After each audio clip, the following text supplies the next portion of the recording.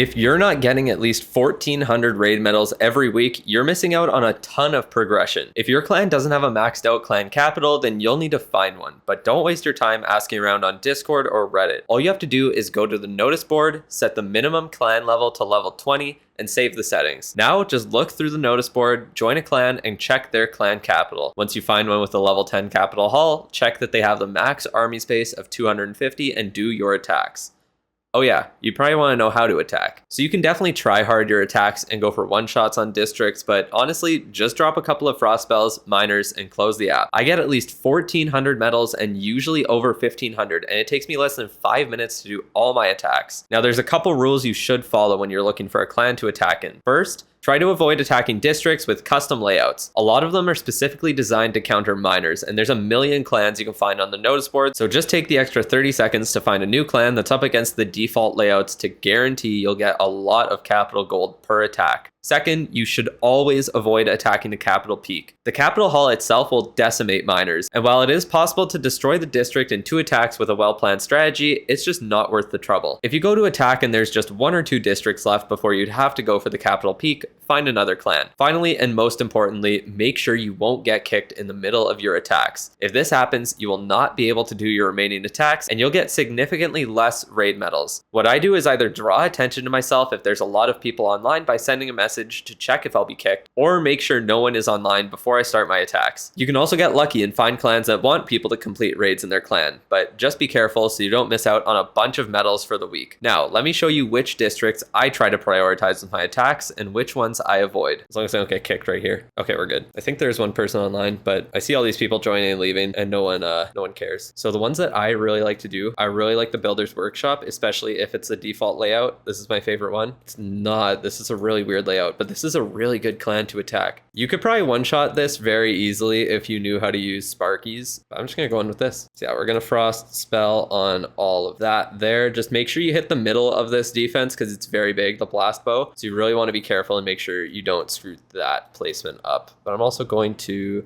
I'm gonna slow up all this. There we go. And then just do one there and then the rest here. And then normally what you want to do at this point is just leave. I'm on PC, so I don't really want to leave the attack. I'll just let it play out. It's just so much easier than doing the Sparky stuff. I just can't be asked. I'll at least be able to 2-shot it. I'm not too concerned about getting like 1-shots on bases, even if they are easy like this one. So half the base is gone, and we're just gonna go right back. A frost spell, all that stuff there. I guess just on this guy. So that should clean up this area a little bit better. And then these miners will do work over there. See, it's unfortunate when they split up like this because then they can start taking a lot of heavy fire. So that's your main goal, is to keep them all grouped up. There we go. So we got that one out of the way. Next up on my list, the ones that I really like to do are honestly all of these 5 here. I'd like to do Builder's Workshop, Golem Quarry, Balloon Lagoon, Wizard Valley, or Barb Camp. The thing with the Dragon Cliffs is that you can do things to make it extremely easy, but if you screw it up and you let the super dragons just cook your miners, then you're gonna fail it really poorly. I honestly just stay away from the Skeleton Park. I think the Skeleton Park could honestly be a pretty easy one as well. Doesn't have a lot of those big defenses. I just get annoyed by the reflectors. Those things annoy me. The goblin mines I find really frustrating to deal with because of all the goblins that spawn, or they get shot by these things, the goblin throwers. Your miners can get stun locked and destroyed while you're not paying attention or while you're exited out of the game. So you just gotta be careful about it there, that's all.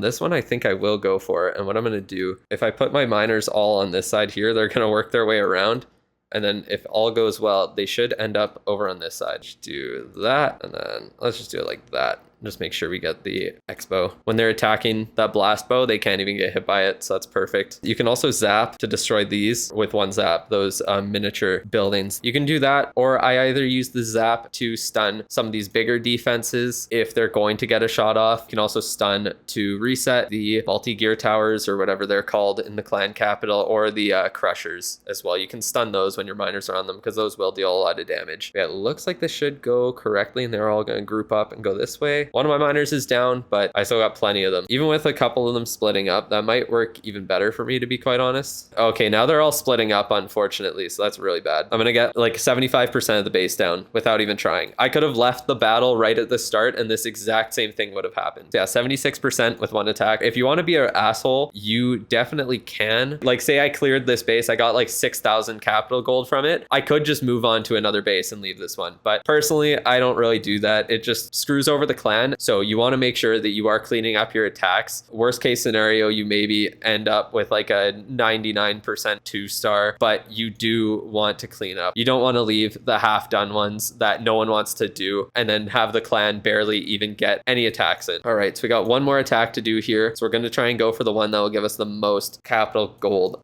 Usually if I just have one attack left, I'd like to go for the barb camp though, but I'm just taking a look at everything that's available. This barb camp looks a little bit more difficult possibly. It's very upgraded. The thing with the bomb towers is that you can't avoid getting damage on them. So when you see a bunch of them, you usually want to take a heal spell to heal up from it. I think what I will do, I'm going to take one heal spell, one frost spell. I don't want to end up on this side at least. So I'm going to zap this guy out of the way. I'm going to hope my miners work kind of around all the way over here. Just have a heal spell in this area, and then they should be healed up to full after going through his bomb tower and a couple of traps that are usually in this area here. And then they should be healed up for this back end. I'm going to frost up this. I'm going to zap out that. I'll just place in all my miners here, and then I'm going to heal right there, and that should cover everything. See all the damage that they're taking, splash damage from all those traps there, and then the bomb tower, they're going to get chunked down there a fair bit. So they are getting kind of low health, but I should be fine. So now they're going to heal all the way back up. So that's one reason that you do want to try and take the heal spell every once in a while, because it does really help. Now they're almost back to full health. They should be able to tank, get a fair bit more damage in here. I'm almost going to be able to max out on gold. I did have a little bit there. Yeah, we'll get one more building here. And honestly, I'm fine with that. Over 50%. So yeah, nearly 30,000. One of the best ones in the clan. Looks like they got some decent attacks in, and a lot of people did attack in it. They got 8 raids done. Oh, it looks like he's kicking people out now. So just got it done in time. And then you can go right back to your clan there. Well, as long as they accept you, I guess. But that's all there is to it. So now you're earning plenty of raid medals every week, but what are the best things to buy in the shop? Well, without a doubt, every single player should be buying the 10 Starry Ore every week. Upgrading epic equipment is by far the biggest power boost you can get on an account. By buying it weekly, you boost your Starry Ore gain a bunch, and over the course of a year, it allows you to gain enough Starry Ore to max out an extra epic equipment. If you aren't buying this deal, then you'll get to a point where you're sitting with your shiny and glowy ore max, just waiting to collect enough Starry Ore to be able to complete one upgrade. Starry Ore is the hardest resource to get in the game, and passing up on 10 of it weekly for less than 5 minutes of effort is just a horrible idea. What else you buy with the remaining medals really depends on your account. If you don't have the 5th builder yet, I would definitely convert raid medals to gems. The best conversion rate is 15 wall rings for 675 medals, which convert to 75 gems or 9 medals per gem. Personally, I would still buy the Starry Ore instead of more gems, but if you did want gems instead, the 2 next best things to buy and sell are the clock tower potions for 300 medals and the resource potions for 345 medals. Buying all of those would cost 1,320 raid medals and would net you 135 gems a week, which is not bad at all. If you have a maxed out account, this is probably the only thing it makes sense to do with raid medals other than using them to fill your CC. This is also the only possible way to use raid medals to get progression done on your base or heroes. If you saved the gems to buy books of heroes, you could buy 1 book from the trader every month. If you use the gems on the Goblin Builder, he would be able to work for 3 days and 9 hours for every week's conversion. Since the Goblin Builder is only there half the time, this means you can have him up almost 100% of the time he's available just with these gems if you really need to catch up on upgrades in your village. If you're looking to get a boost in the lab though, buying the 3 lab potions for 600 medals might be the best choice. Personally, this is what I was buying for a while, but now that I practically have all the troops I want maxed out in the lab, I haven't been buying them as often. If you're looking to max out at every town hall, buying these are mandatory since when you do, it allows you to max your lab in the same time it takes to max your village and heroes, so you don't have your builders inactive while you're waiting for the last level on your heal spell. This is why I would recommend most players buy Starry Ore and research potions weekly with their raid medals. However, you might not have noticed that there's actually one other item that isn't always in the raid medal shop: pet potions. There's no concrete information in game or online about how often they show up, but it seems to be once every 3 weeks. If you're struggling to catch up on pet upgrades, then when they do show up, I would definitely buy them over the research potions. If you need to know what the best pets to upgrade are, then you can check out my video covering that in the top right corner. If you're on a newer account and are still working on getting the 6th builder, then you could buy the clock tower potions and actually use them instead of selling them for gems. When I was working on getting it on my account, I was buying them weekly, and it does help you get it faster, so I would suggest doing it. Speaking of newer accounts, this is the easiest way to get hero potions if you need them. They're 150 medals each, so buying 3 of them for 450 medals allows you to still get the Starry Ore and something else as well. So if you use hero pots to help in wars or ranked, then this is the best way to get them. The last thing I would ever consider are the other ore deals. While there might be times where you feel you're low on glowy or even shiny ore, especially if you're spending extended periods of time at the lower to mid town halls maxing, in the long run, you will have way more of those ores than you'll be able to use. If you're lacking either of them, you're most likely upgrading your equipment wrong or not farming ore efficiently. If you are doing everything right and still struggle to get those ores, then feel free to buy them in addition to the starry ore. Just to recap, always buy the starry ore for 700 raid medals. Then, with the rest of your medals, purchase the following items based on where your account is. If you haven't unlocked the 5th builder yet, buy all the wall rings, clock tower potions, and resource potions you can and sell them for gems. If you have unlocked the 5th builder but not the 6th, buy the clock tower potions and use them to get it faster. Then spend the rest on research potions. If you need hero potions to help with your war or ranked attacks, then purchase those and spend the rest on research potions. If you badly need more shiny or glowy ore, then get whichever one you're low on. If none of the previous things apply to you, then buy all the research potions weekly and replace them with pet potions whenever they appear in that week's deals. And finally, if you're practically maxed or don't need any more time savings in your lab, convert the medals to gems and spend them on whatever you need to or save them for a future update. That's everything to do with Raid Weekend and how to spend your raid medals. Thank you to all my members for supporting my channel, and a special shout out to all my whales. Have a great rest of your day.